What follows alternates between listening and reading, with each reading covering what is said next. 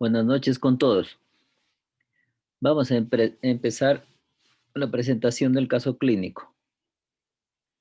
Creo que es muy importante analizar estos casos debido a que a través de este profundo análisis se detecta ciertas falencias de parte del personal médico, del personal de enfermería, de ustedes, diagnósticos, tratamientos, etcétera, ¿sí?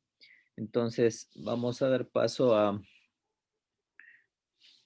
Liliana y a Stephanie para que presenten el caso. Buenas noches, doctor. Buenas noches, compañeros. ¿Sí me está escuchando, doc? Ya, listo. Bueno, buenas noches con todos.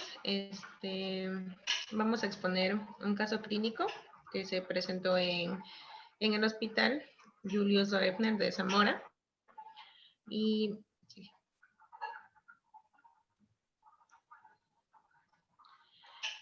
Bueno, se trata de una paciente de sexo femenino de 46 años de edad, estado civil casada, lugar de nacimiento El Cisne, lugar de residencia Zamora, nacionalidad ecuatoriana, tipo de sangre ORH positivo, instrucción secundaria, ocupación ama de casa, grupo étnico mestizo, religión católica, lateralidad diestra, la fuente de información directa y la fecha de ingreso de la paciente es el 25 de octubre del 2020. Listo, seguimos con el motivo de consulta de la paciente. La paciente acude al hospital por una cirugía programada, una CONELAP, una colecistectomía. Dentro de los hábitos de la paciente tenemos los hábitos fisiológicos, alimentación 3 veces al día y alimentación variada, micción de 4 a 5 veces al día, deposición 1 a 2 veces por día, sueño de 8 horas, actividad física 1 hora al día. Dentro de medicamentos no refiere. Hábitos patológicos como alcohol, tabaco, drogas no refiere y transfusiones tampoco no refiere. Dentro de otros antecedentes de importancia tenemos los antecedentes patológicos personales clínicos, colelitiasis hace 10 años, una vaginosis bacteriana hace 2 años, que recibió tratamiento, una miomatosis uterina hace 2 meses y neuritis. Dentro de antecedentes quirúrgicos nos refiere, antecedentes patológicos familiares nos refiere, traumatológicos y alergias tampoco refiere. Dentro de antecedentes ginecobstétricos tenemos 3 gestas, 3 partos, aborto 0, cesárea 0, la menarquia a los 15 años, los ciclos menstruales regulares, con una duración de 3 días, vida sexual activa desde los 15 años, Papa Nicolau no refiere y enfermedades de transmisión sexual no refiere. Dentro de las condiciones socioeconómicas de la paciente tenemos un nivel socioeconómico medio, vive en la zona urbana con vivienda propia de construcción de ladrillo, cuenta con todos los servicios básicos, agua potable, luz eléctrica, alcantarillado sanitario y teléfono. Continuando con el motivo de ingreso de la paciente ingresa desde consulta externa para cirugía planificada, colecistectomía laparoscópica. Dentro de la enfermedad actual, tenemos paciente con antecedente de colelitiasis desde hace aproximadamente 10 años. Es ingresada asintomática desde consulta externa para cirugía programada COLELAP. La última hospitalización por cólico biliar fue en mayo del 2019. Dentro del examen físico general, el examen físico que se realizó antes de que se realice la cirugía, tenemos los signos vitales, tenemos la tensión arterial de 105/63, frecuencia cardíaca de 68, frecuencia respiratoria de 20, saturación de 97, temperatura de 36,4, peso de 62 kilogramos, talla de 1,55, índice de masa corporal 25,8 y escala de coma de Glasgow 15. El estado de conciencia, paciente alerta, tranquila, lúcida, orientada en tiempo, espacio y persona, marcha eubásica, la edad aparente concuerda con la edad real, piel y faneras, elasticidad y turgencia conservado y capilar menor a 2 segundos. Dentro del examen físico en cabeza tenemos normocefálica, simétrica, no se observan depresiones ni prominencias, el cabello de implantación normal, acorde a la edad y el sexo, lisótrico, fino, negro y seco, orejas de implantación normal, oídos, conducto auditivo externo permeable. Ojos, campo y agudeza visual conservada, pupilas isocóricas, fotorreactivas, escleras anectéricas, conjuntivas pálidas, nariz, fosas nasales permeables, boca, mucosas orales húmedas, lengua saburral, piezas dentales completas y orofaringe normal. Cuello, en la inspección, longitud y movilidad conservado, simétrico, sin presencia de adenopatías. A la palpación, la tiroides no palpable, vascular, pulso venoso y carotidio conservado. Dentro del tórax tenemos inspección, simétrico, no se evidencian lesiones o cicatrices, movimientos respiratorios presentes, expansibilidad y elasticidad conservadas. A la palpación no se evidencian masas. A la auscultación, corazón R1 y R2 rítmicos, normofonéticos, sincrónicos con el pulso, no hay presencia de soplos. Los pulmones, murmullo vesicular conservado en ambos pulmonares y buena entrada de aire. Dentro del abdomen tenemos un abdomen simétrico, no se evidencian masas y la coloración es normal. A la auscultación tenemos los ruidos hidroaéreos presentes, a la palpación suave, depresible, no doloroso a la palpación y sin signos de irritación peritoneal. A la percusión tenemos el timpanismo conservado. En ese momento, antes de la cirugía, genitourinario no se valora. Dentro de las extremidades superiores, simétricas, tono conservado y fuerza muscular conservada, no hay presencia de edema, pulso presente, llenado capilar menor a 2 segundos. Y las extremidades inferiores, tono y fuerza conservado, sensibilidad táctil y propioceptiva conservadas, no hay presencia de varices ni tampoco edema. Dentro de la región lumbar tenemos puño percusión normal. Los exámenes complementarios, previamente a la cirugía, se realizó una biometría hemática con un hematocrito de 37, hemoglobina de 12, plaquetas de 220,000, leucocitos de 4,210, segmentados de 58, basófilos de 0,70, monocitos de 7,5, eosinófilos de 80, linfocitos de 30, TP de 12 y TTP de 2. Se realizó también una química sanguínea, glucosa 76,4, urea 23,80, creatinina 0,91, la bilirrubina total de 1,32, la bilirrubina directa de 0,28, la bilirrubina indirecta de 1,04, TGP de 23,8, TGO de 23,1, colesterol de 142, triglicéridos de 190. También se realizó la prueba de COVID-19 rápida, IgG negativo y IgM negativo.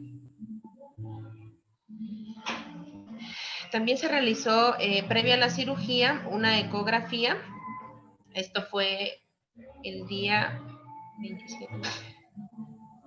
Ya con ecografía del 7 de octubre del 2020, en donde se puede visualizar un hígado de tamaño, contornos y ecogenicidad normal, sin evidencia de masas quísticas o sólidas. Se evidencia una vesícula biliar ocupada por varios cálculos difíciles de cuantificar. La pared es de grosor normal, el vaso es de forma ecogenicidad normal, páncreas normal, Riñones, forma y tamaño normales, sin cálculos ni hidronefrosis. Y se realizó también una RX estándar de tórax. A ver, un ratito. Entonces, hasta ahí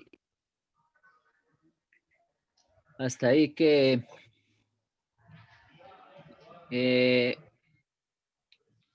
¿cómo podemos analizar esta patología? ¿Qué problemas nos ha dado? A ver, Darwin Ordóñez.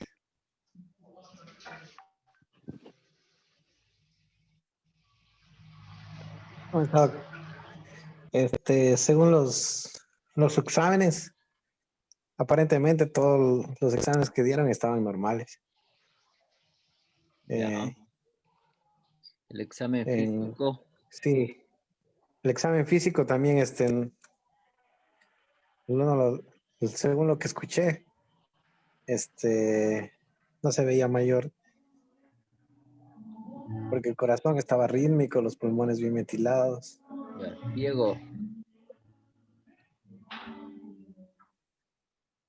Diego Reyes. En cuanto a, Ya. o sea, En los concordando con lo que decía mi antecedentes compañero Darwin, patológicos personales. existía, En los antecedentes patológicos, ¿qué había de importancia? perdón, Doc, no le escuché ahorita, ¿puede repetir? En cuanto a los antecedentes patológicos, quirúrgicos y familiares, ¿qué había de importancia ahí?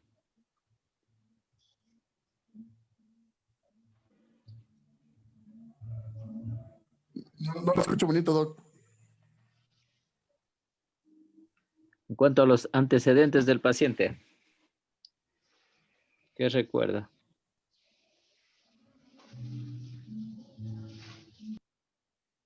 En cuanto a los antecedentes, mencionaba al menos ginecobstétricos, no había nada, digamos, que llamara la atención. También estaban dentro de de la normalidad, digamos, a lo que refería a lo ginecobstétrico, estaba dentro de lo normal, Una por ejemplo. miomatosis, decía.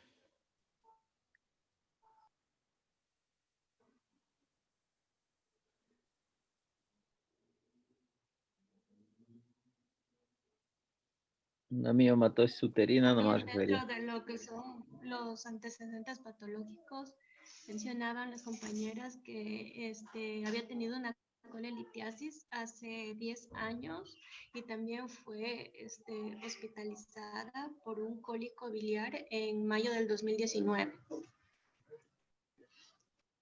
Ya, eso también es importante, ¿sí? El largo tiempo que ha tenido ya los cálculos. Esto da a entrever, pues, que ha tenido cólicos a repetición y nos íbamos a encontrar una posible colestitis crónica, por un lado. Por otro lado, muchas adherencias, ¿sí? Y el antecedente de la hospitalización también es importante. Eh, Debido a que ya pasó por estos procesos, entonces íbamos a encontrar ahí una vesícula un poco compleja ya, solo con estos antecedentes. Continúe.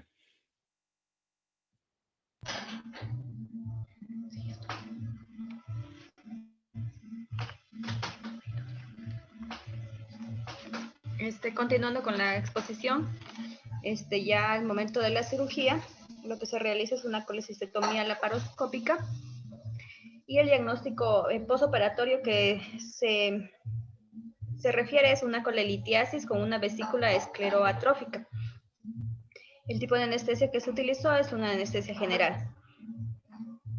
Aquí, importante mencionar el antecedente que se había mencionado es el de los 10 años de diagnóstico de la colelitiasis, que es un factor de riesgo y por lo cual se podría explicar esta presencia de una vesícula esclerotrófica.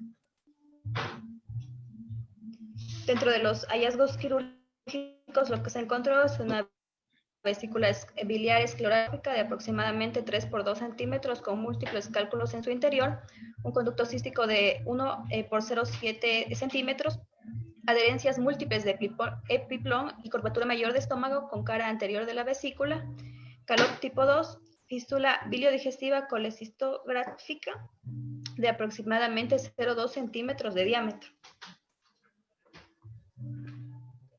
Lo que se realizó dentro del procedimiento operatorio, asepsia, antisepsia, colocación de campos quirúrgicos, diéresis laparoscópica, adenólisis de adherencias de epiplón y estómago a vesícula biliar. Se coloca un hemoclip de XL, 2 a nivel de perforación de fístula.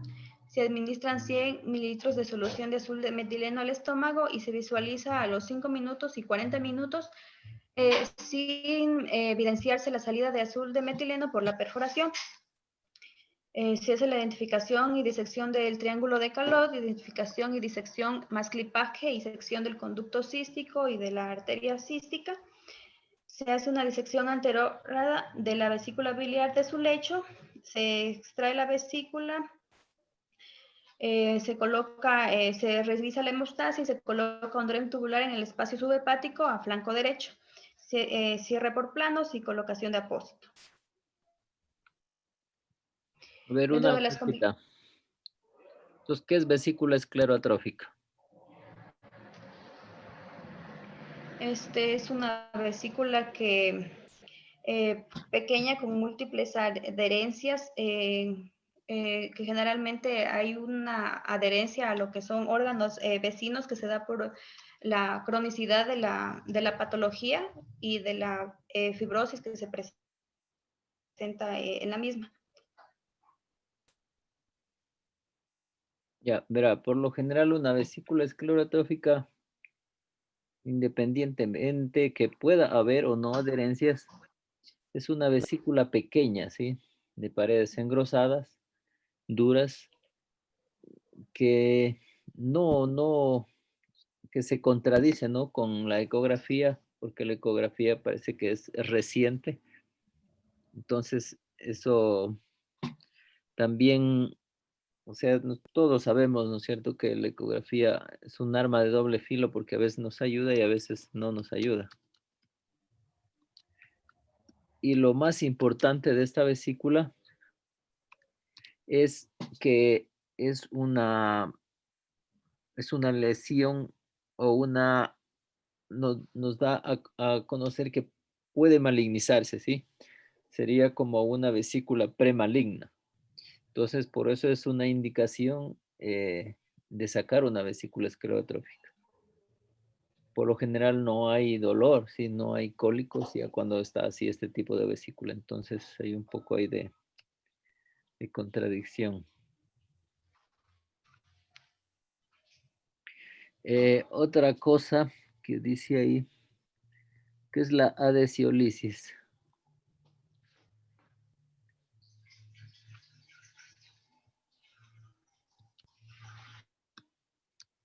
¿Qué es la adhesiolisis?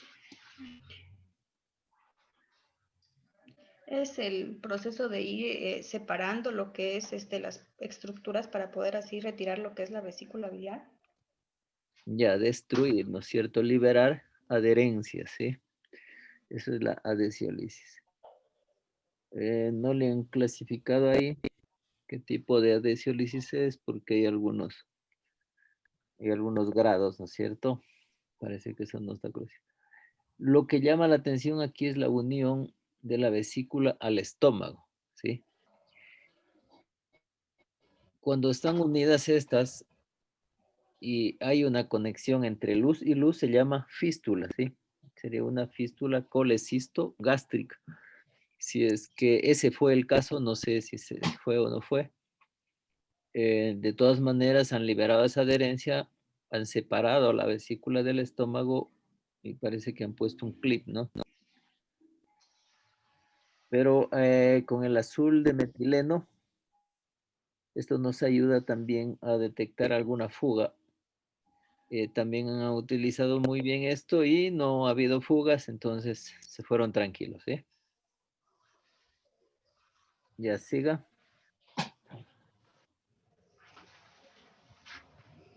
Dentro de las complicaciones reportadas en el acto operatorio es una perforación gástrica a nivel de la fístula biliodigestiva.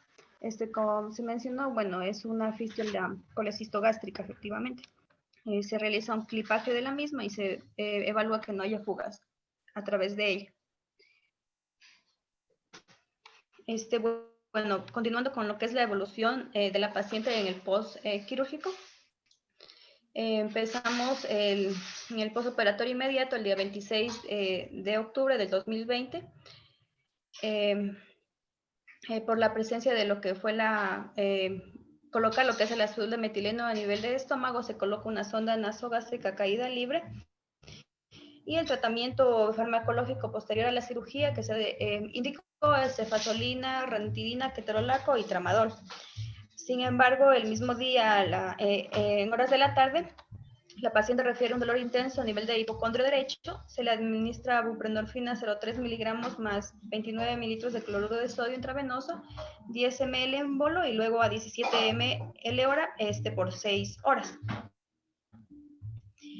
Para la noche, no hay la presencia de diuresis en la paciente, por lo cual se decide colocar una sonda vesical. Y además hay una complicación respiratoria. La paciente refiere disnea leve y la saturación de la paciente va disminuyendo, cae hasta 84-86%, por lo cual se indica la ayuda con oxigenoterapia a 3 litros por minuto. Para el siguiente día, el 27 de octubre, la paciente se encuentra en mejor estado general, sin disnea, pero continúa con la ayuda de oxigenoterapia. Los pulmones se encuentran ventilados con una ligera disminución en campo pulmonar derecho. El paciente se mantiene con DREN y sonda nasogástrica y sonda vesical. A ver, un ratito. El paciente refiere... ¿Qué pasó con la paciente? ¿Por qué estuvo un poco inestable en el postoperatorio inmediato?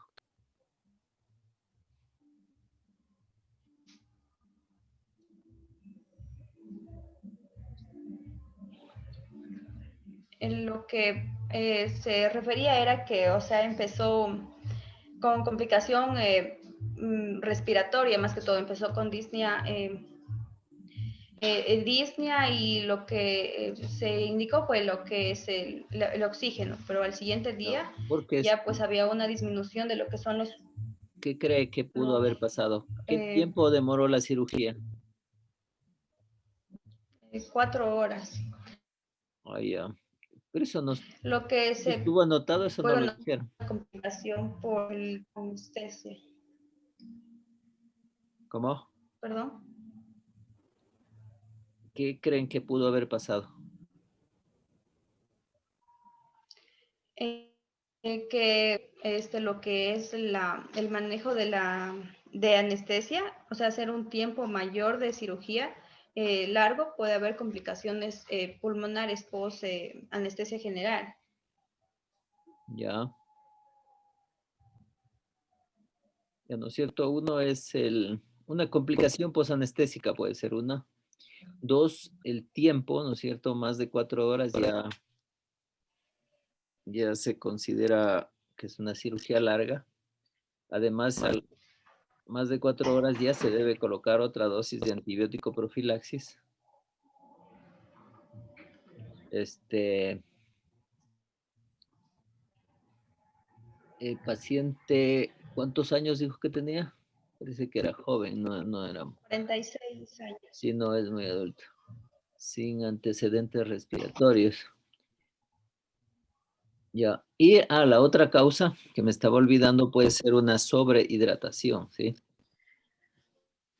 A veces se pasa muchos líquidos durante la anestesia y peor si es una cirugía larga, se pasa bastantes líquidos.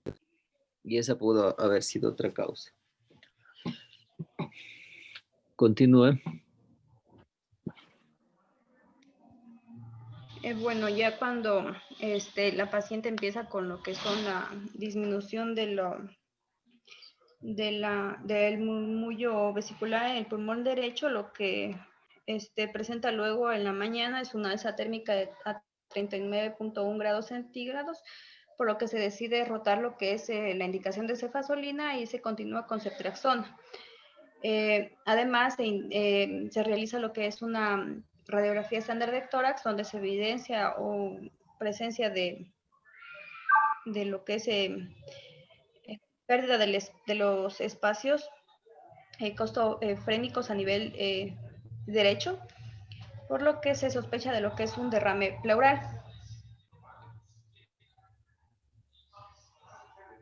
El estudio de laboratorio de este mismo día lo que revela es un hematocrito de 37%, hemoglobina de 12.60 gramos sobre decilitro, leucocitos de 10.130, segmentados de 89-90, monocitos 5.6%, eosinófilos 1.10, linfocitos 3.4, la glucosa 115 67, urea 31.29, creatinina de 0.81, la bilirrubina total en 4.49, una bilirrubina directa de 1.68 y una bilirrubina indirecta de 2.81.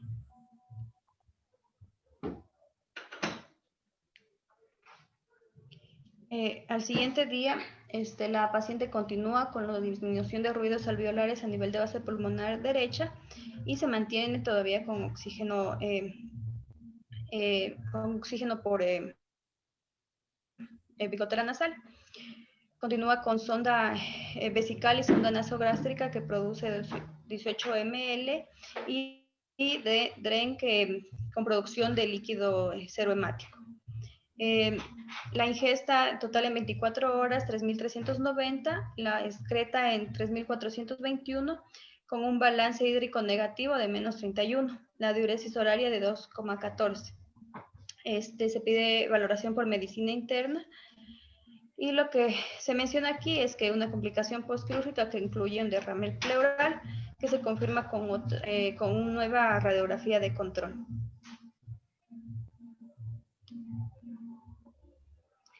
Se hace un nuevo control de las bilirrubinas, teniendo ya una disminución de las mismas, una bilirrubina total de 2,70, bilirrubina directa de 0,81 y una bilirrubina indirecta de 1,96. Gamma GT de 131,20. Continuando con la evolución del paciente, el día 29 de octubre del 2020, la paciente se encuentra en mejores condiciones, presenta dolor a nivel de mi cuerpo derecho, continúa con murmullo alveolar disminuido en base pulmonar derecha, expansibilidad disminuida. En el control de la ingesta en 24 horas tenemos de 3.390, una excreta de 2.261, balance hídrico de 129 y una diuresis horaria de 2.14. Lo que nos refiere medicina interna, en la RX del tórax, que es evidencia la persistencia del derrame pleural, se procede a realizar la toracocentesis evacuatoria y se extrae 240 cc de líquido amarillento de carácter inflamatorio. Dentro de los exámenes de laboratorio que se realizó ese día, tenemos un hematocrito de 3410, una hemoglobina de 1130, leucocitos de 15.530.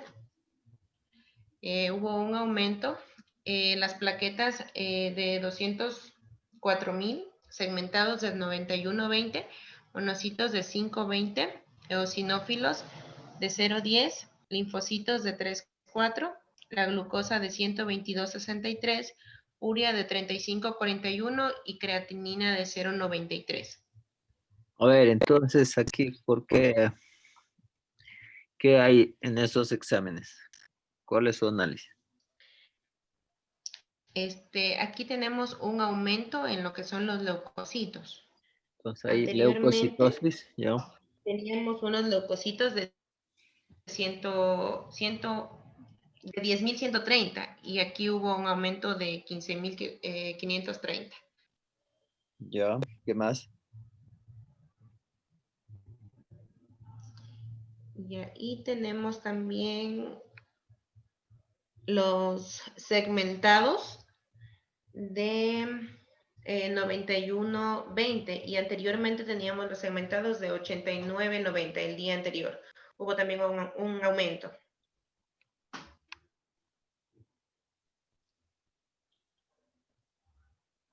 Ya. Entonces, Quedaba entrever eso.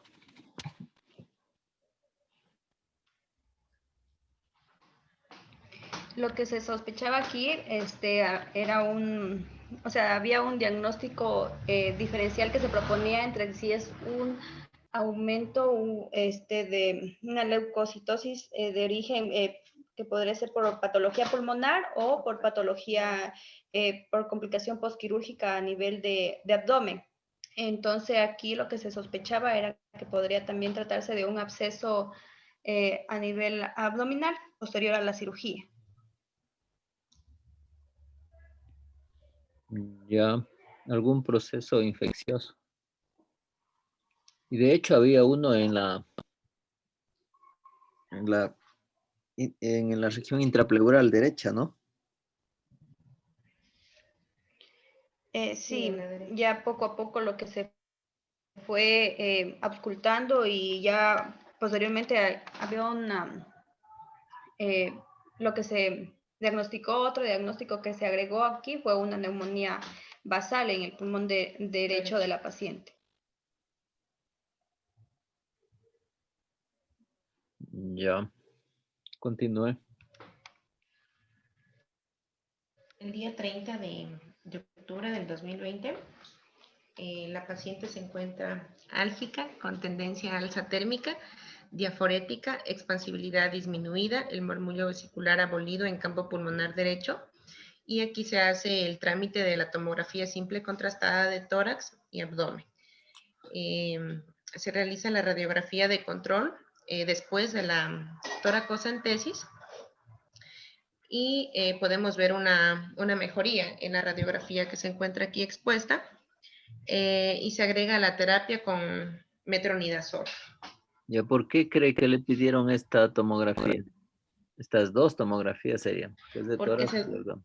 sí, en la anterior se podía evidenciar la cantidad de líquido que se encontraba y también en la post-toracocentesis para ver qué cantidad de líquido más o menos se disminuyó, o bueno, ahí se podía hacer un control de lo que se realizó. Solo para el control le pidieron la tomografía.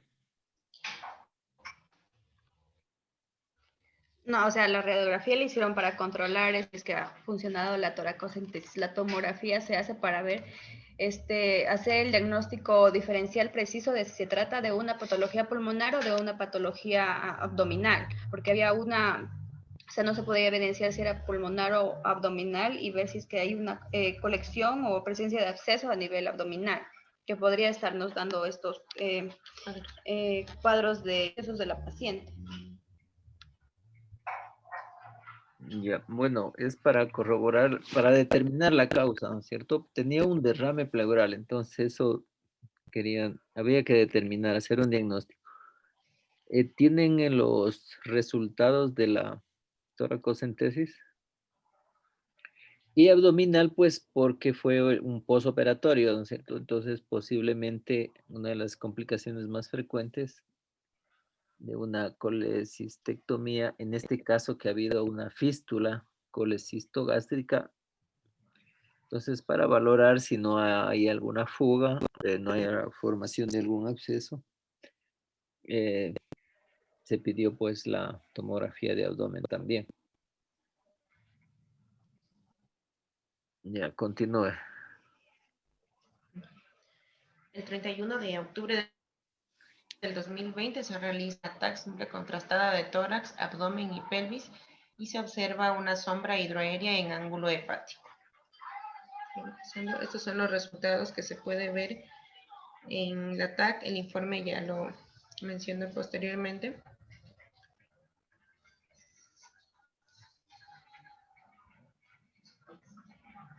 Ya aquí había, ¿no es cierto?, una confusión, porque hay, el rato que hay aire, se confundía exacto ahí en el hígado.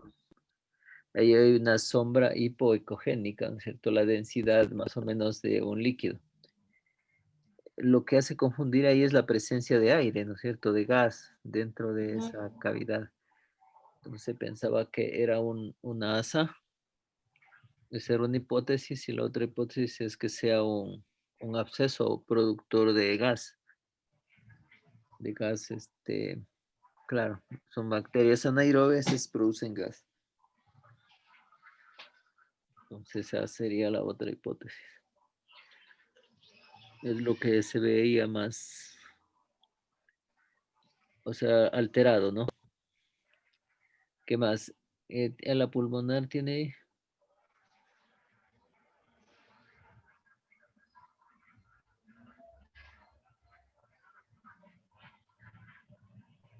ya también es una imagen asimétrica, ¿no es cierto? Que se ven tanto el pulmón izquierdo como el derecho no están tan iguales.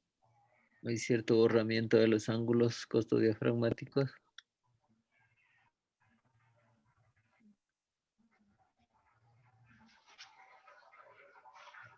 Y ahí más acá abajo desaparecen las bases. Ya siga. Dentro de la evolución del paciente del 1 de noviembre del 2020, la paciente ya se encuentra en mejores condiciones. Se solicita un hemo por presencia de dolor lumbar y presenta lo que es sangre en la orina, que se atribuye a la presencia de la sonda vesical por largo tiempo. Presenta dolor a nivel de región lumbar, evolución abdominal favorable, la herida quirúrgica se encuentra en buen estado, la paciente se encuentra en mejores condiciones, en mejor estado general. Aquí la paciente ya no requiere oxigenoterapia y también se retira lo que es el DRE. La paciente aquí continúa con murmullo abolido en base pulmonar derecha, en la auscultación. El día 2 de noviembre del 2020 se realiza hemo de control con los resultados normales. La paciente sigue realizando alzas térmicas, pero igual la dificultad respiratoria ya disminuyó, ya no tiene dificultad respiratoria. No se puede valorar por falta de resultados de la tomografía que se la realizó. Entonces estaban esperando esos resultados. También fue valorada por medicina interna y la prestable. Sin embargo, todavía persiste la alza térmica. Se evidencia en estudios de imagen, colección subdiafragmática, que por evolución de cuadro y aire en la imagen son compatibles con una colección infectada.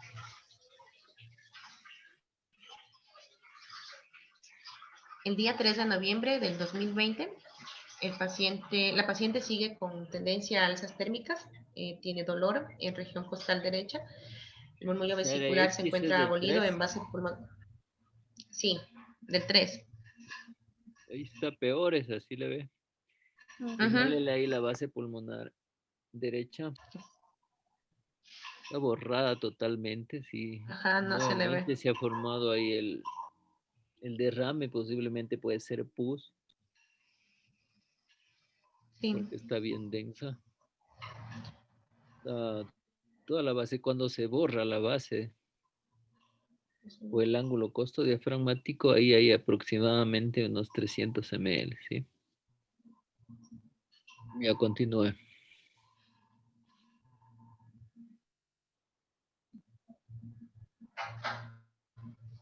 Ya. Y en los exámenes de laboratorio del día 3 de noviembre del 2020 tenemos la hemoglobina de 990, unos leucocitos de 18.040, plaquetas de 513.000, segmentados de 88, monocitos de 470, eosinófilos de 0.90 y linfocitos de 620.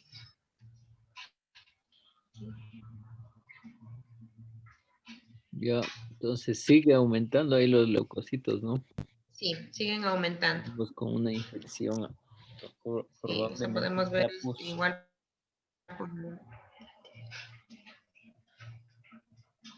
Ya. Posteriormente tenemos el día 4 de noviembre del 2020. Se realiza un rastreo ecográfico que reporta hígado de tamaño, forma y ecogenicidad normal, sin evidencia de masas quísticas o sólidas, la vesícula no valorable, se evidencia en la región suprahepática presencia de líquido en cantidad aproximada de 7.5 cc, vaso de forma y ecogenicidad normal, riñones de forma y tamaño normal sin cálculos ni hidronefrosis. Se realiza trámite para realizar la punción guiada por eco.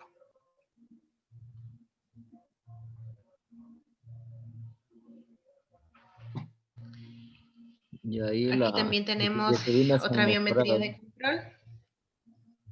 Ya, Sí, Sí. las bilirrubinas ya se encuentran dentro de Dentro de valores valores normales normales. respecto al primer examen que se hizo postoperatorio.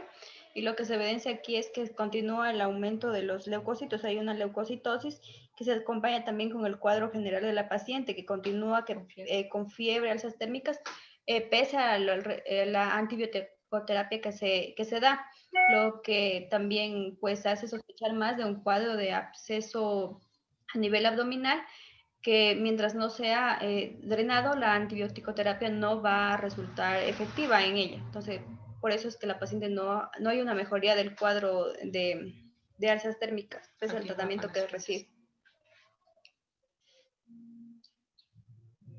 ya. Posteriormente tenemos el 5 de noviembre del 2020.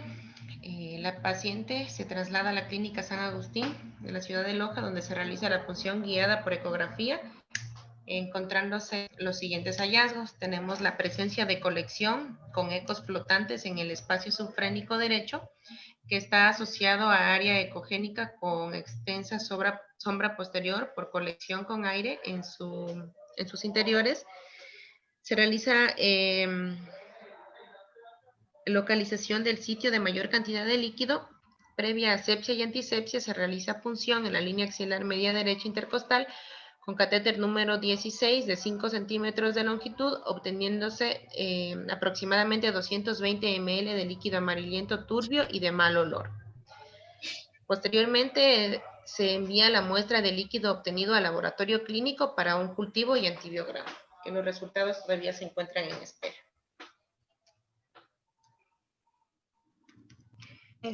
Bueno, la evaluación al presente día es que la paciente continúa presentando alzas térmicas durante el día, tiene un buen estado general hemodinámico, sin embargo, se está a la espera del resultado del cultivo antibiograma para ver si es que se necesita y si hace necesario la rotación antibiótica para manejo de la paciente. Entonces hay que esperar el resultado del cultivo antibiograma, cuyos resultados se esperan para el día de mañana en la tarde o el día domingo. Bueno, un diagnóstico final que se tiene de la paciente es un absceso subfrénico derecho como complicación postquirúrgica de la paciente. Además, se evidenció el día que le realizaron la punción que hay una atelectasia, pequeña atelectasia pulmonar derecha, como complicación también de la presencia de esta colección a nivel subdiafragmático derecho. Por eso es que el murmullo vesicular en este pulmón, en la base de este pulmón, está abolido. Recordemos que la vesícula esclerotrófica se encuentra entre el 4 y el 11% de las colecistectomías. Este constituye un verdadero dilema para el cirujano, ya que produce ciertas alteraciones anatómicas en esta región, siendo una causa frecuente de conversión a vía abierta y en ocasiones de lesiones de la vía biliar y lesiones vasculares o de órganos vecinos. Entre algunas complicaciones que generalmente presentan los pacientes en el posoperatorio, pueden incluir las atelectasias en un 0.5%, como es el caso de nuestra paciente, las hemorragias posoperatorias en un 0.5 a 0.15%, las fugas biliares, la pancreatitis aguda, las coledocolitiasis residuales en un 0.73%, las incisiones 136%. Asimismo, otras complicaciones descritas después de una colecistectomía laparoscópica incluyen infección del sitio quirúrgico superficial en un 1.4% de los pacientes. También se puede observar lo que es la retención urinaria en un 0.7%, lesiones de la vía biliar biliperitoneo y también los abscesos subhepáticos en un 0.10%, que también es una de las complicaciones que presentó nuestra paciente. Ya, hablando de patologías de complicaciones postquirúrgicas pulmonares, representan la segunda causa de morbilidad postquirúrgica después de la infección de herida quirúrgica. La incidencia de estas complicaciones pulmonares postquirúrgicas se sitúa entre el 2 y el 5.6% de intervenciones y puede llegar a un 30 o 40% si se habla ya de una cirugía abdominal o torácica. El pulmón es uno de los órganos blancos en los que se refiere a complicaciones postoperatorias, lo cual es explicable por varias razones. Existen cambios evidentes de la función pulmonar debido a la anestesia y al trauma quirúrgico, entre otros factores. Independientemente de la causa específica, en general, las alteraciones pulmonares pueden ser la consecuencia de dos amplios grupos de alteraciones. El colapso alveolar parcial o total, lo que tiene como consecuencia una disminución de la capacidad residual funcional, o un edema pulmonar causado por elevación de la presión hidrostática y un aumento de la permeabilidad capilar. Se puede decir que la capacidad residual funcional disminuye a causa de una expansión incompleta del alveolo debido a una respiración superficial o una oclusión parcial o total de la vía aérea, la cual puede ser generalizada o localizada. Atelectasias, condiciones en las cuales el aire o líquido ocupan parcial o totalmente la cavidad pleural, como es en el caso de la paciente que tuvo un derrame pleural.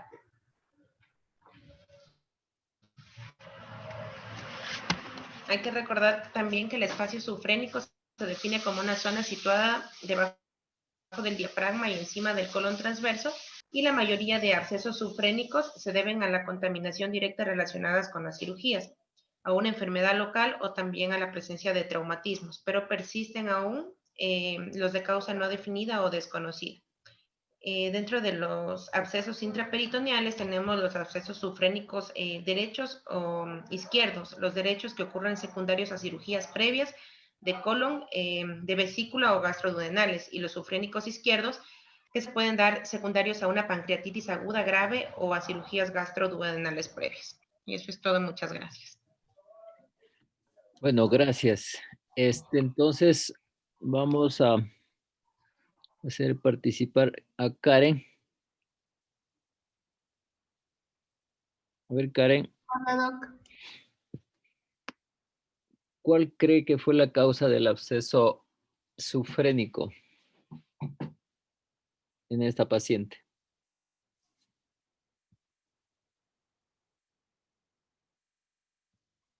La complicación posquirúrgica que hubo, la acumulación de líquido. Acumulación de líquido, ¿en dónde?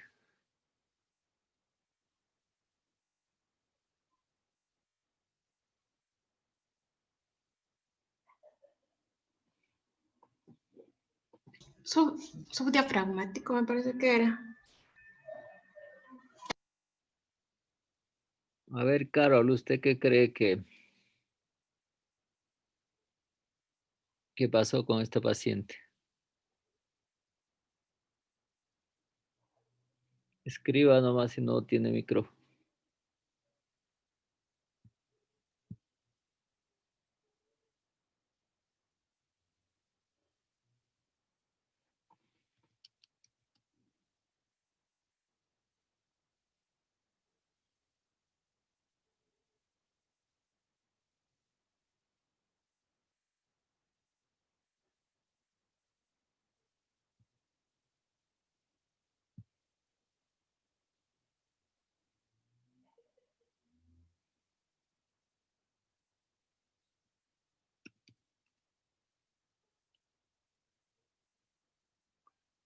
Muy bien. A ver, ¿quién dice lo contrario? Diego Reyes.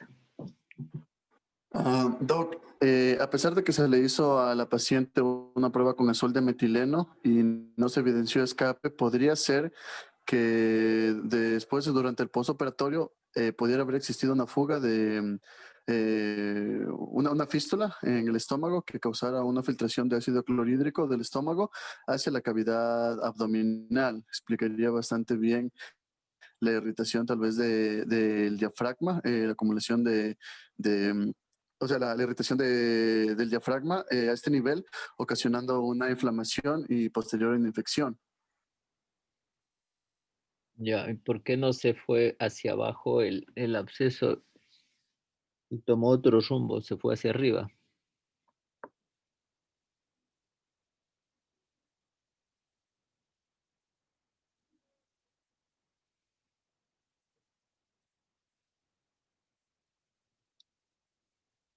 Darwin Ordóñez.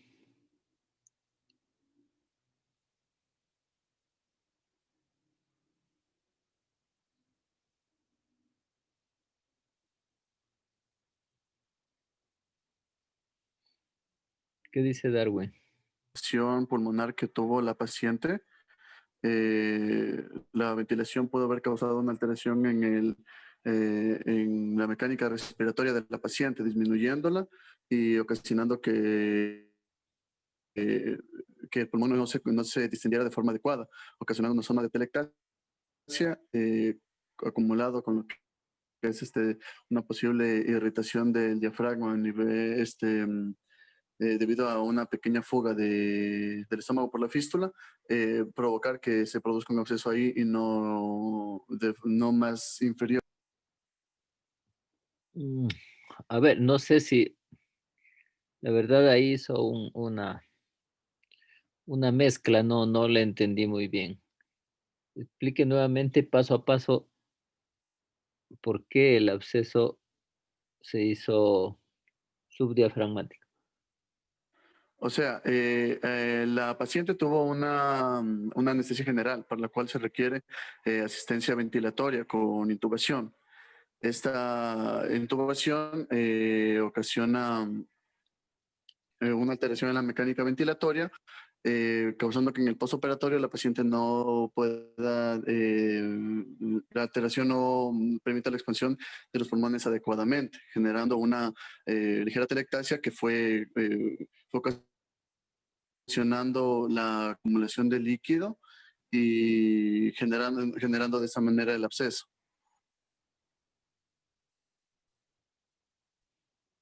Ya. Bueno, por lo general, verán, los abscesos subdiafragmáticos, sí, o intraabdominales, sí, por lo general se van hacia abajo, sí, es más frecuente que se vayan al Douglas. Esto por gravedad, ¿sí? En segundo lugar están los subdiafragmáticos. ¿Por qué? Porque al momento de respirar, sí, hay una presión negativa a nivel del tórax, entonces esto hace que suban estos fluidos y se pueda formar un absceso a ese nivel. ¿Sí? Esto es lo que normalmente ocurre.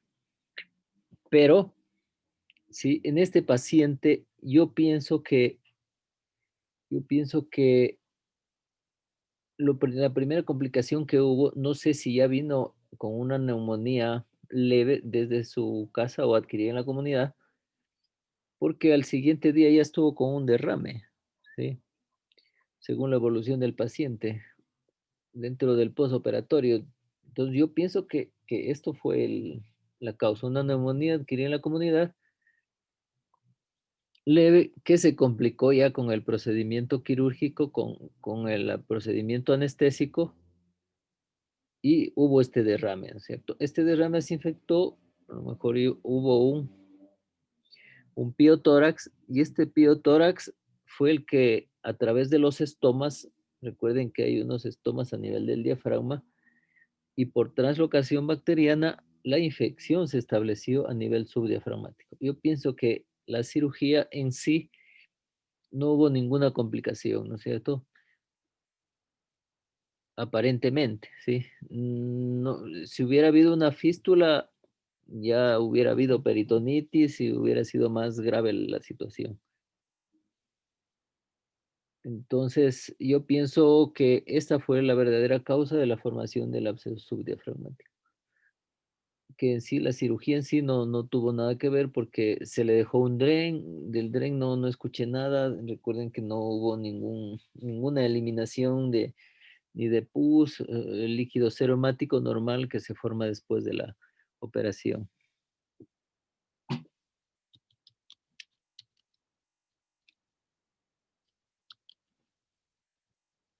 Sigue hospitalizada. Solo se está esperando los resultados del cultivo y del antibiograma para ver cómo se procede con la paciente. Ya sí, justamente eso también es importante para ver qué tipo de bacterias han sido, de ahí podemos determinar si en realidad fue una neumonía adquirida en la comunidad o una complicación postoperatoria, ¿sí?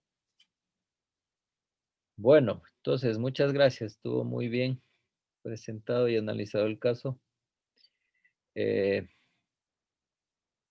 esperemos esos resultados para completar ese caso, ¿sí?